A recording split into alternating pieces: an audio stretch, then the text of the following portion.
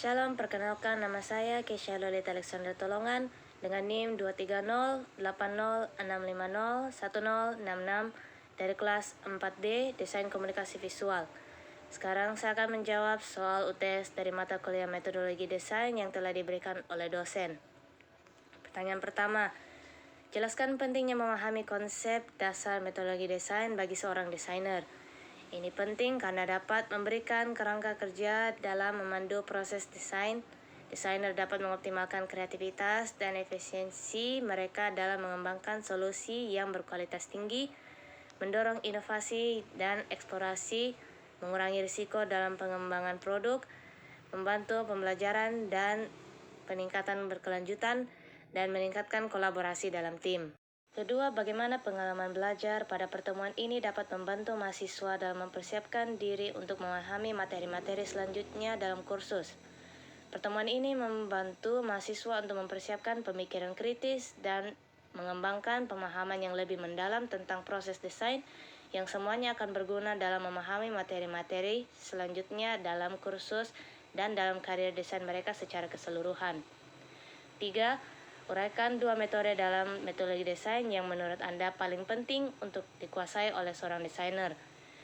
Yang saya pilih itu adalah design thinking dan user-centered design.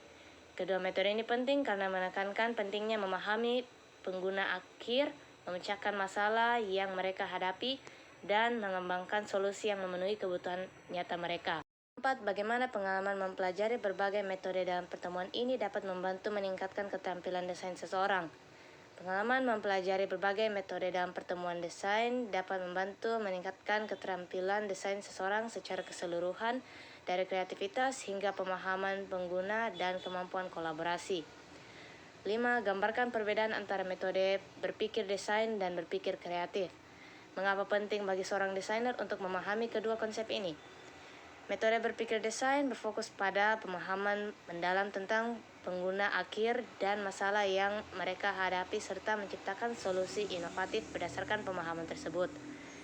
Berpikir kreatif fokus menghasilkan ide-ide baru dan memecahkan masalah melalui pemikiran inovatif dan bebas. Ini melibatkan pemikiran bebas, ide-ide baru, dan eksplorasi kemungkinan pendekatan yang berbeda.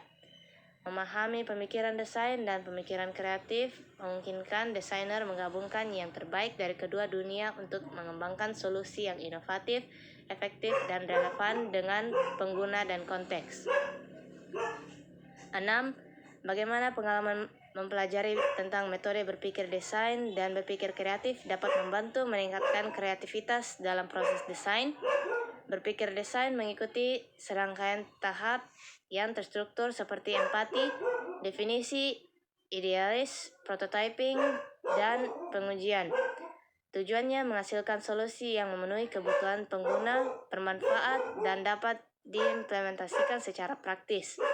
Berpikir kreatif dapat terikat pada tahapan tertentu, melibatkan pemikiran bebas, eksplorasi ide-ide baru, dan kemungkinan berbagai pendekatan. Ini dapat menghasilkan ide-ide yang inovatif, tidak terduga, dan mungkin belum terkait langsung dengan solusi praktis. 7. Jelaskan peran ideation dalam pengembangan konsep dalam desain. Bagaimana ideation dapat membantu seorang desainer mengatasi tantangan dalam merancang solusi kreatif. Peran ideation itu menghasilkan ide, memungkinkan desainer untuk mempertimbangkan berbagai solusi tanpa batas. Tahap ini memberi mahasiswa kebebasan untuk berpikir kreatif dan memunculkan ide-ide baru yang belum terpikirkan sebelumnya. Terakhir, 8. Gambarkan pengalaman belajar Anda dalam pertemuan ini. Apa yang Anda pelajari tentang teknik ideation yang dapat Anda terapkan dalam praktik desain Anda?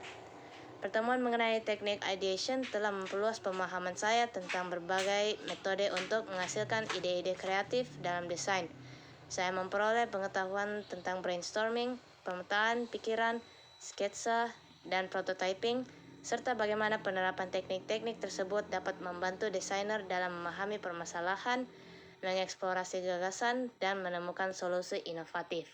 Kesimpulan bahwa pemahaman metodologi desain penting karena memberikan kerangka kerja untuk proses desain, memungkinkan optimalisasi kreativitas dan efisiensi, serta mendorong inovasi dan kolaborasi.